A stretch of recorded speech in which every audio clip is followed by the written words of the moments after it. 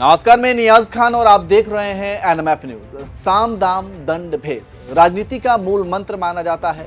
दूसरी भाषा में कहें तो सत्ता हासिल करने के लिए कुछ नेता किसी भी हद तक जा सकते हैं, लेकिन किसी भी हद की हद तब हो जाती है जब सत्ता के लिए कोई देश की आंतरिक सुरक्षा, अखंडता को भी ताक पर रखते। ऐसे लोगों का उद्देश्य सिर्फ और सिर्फ सत्ता हासिल करना होता है, चाहे वो किसी भी तरह से हासिल हो। मैं ऐसा इसलिए कह रहा हूं क्योंकि पिछले कुछ दिनों से सोशल मीडिया पर एक वीडियो वायरल हो रहा है। इस वीडियो में एक महिला नेता है जिसे टीएमसी का बताया जा रहा है और वो कह रही हैं कि अगर बांग्लादेशियों को वोटर आईडी में नाम चढ़वाना है तो फिर जाकिर भाई से जाकर मिलो। चलिए पहले आपको वो वीडियो दिखा देते हैं।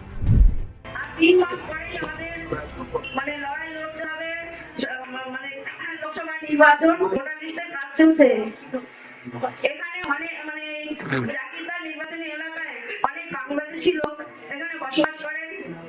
জাকিরদার লিঙ্কটা ভালো করতে পারে, অভিজিৎটাও বললেন, আমিও বলছি, যদি লিঙ্কের কোনো সমস্যা হয়, বাংলাদেশ থেকে যারা এসছে ভোটার লিস্টে নাম তোলার সমস্যা, জাকিরদার এই কাজটা ভালো করে দেবে। আপনারা সবাই যোগাযোগ করবেন এই অফিসে।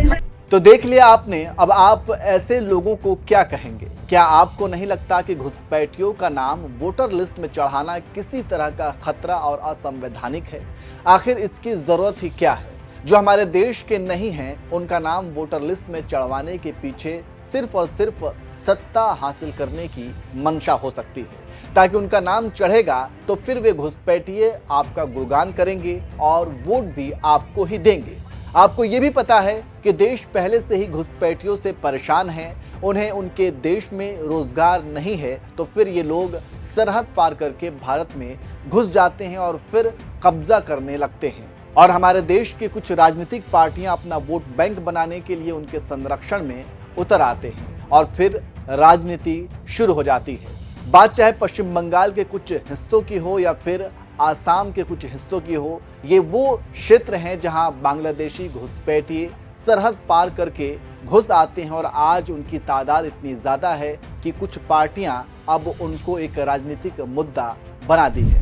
ये जो तस्वीर में बांग्लादेशियों को वोटर आईडी कार्ड बनवाने की बात कह रही हैं, इनका ताल्लुक टीएमसी से बताया जा रहा है। इनका नाम रत्ना विश्वास है। ये पश्चिम बंगाल के उत्तर 24 परगना जिले की मतदाता सूची में बांग्लादेशियों को शामिल करने की बात कह रही हैं, जिसके बाद वीडियो वायरल हुआ। हालांकि वीडियो में वह बंगाली भाषा में बोल रही हैं, जिसका हिंदी अनुवाद है।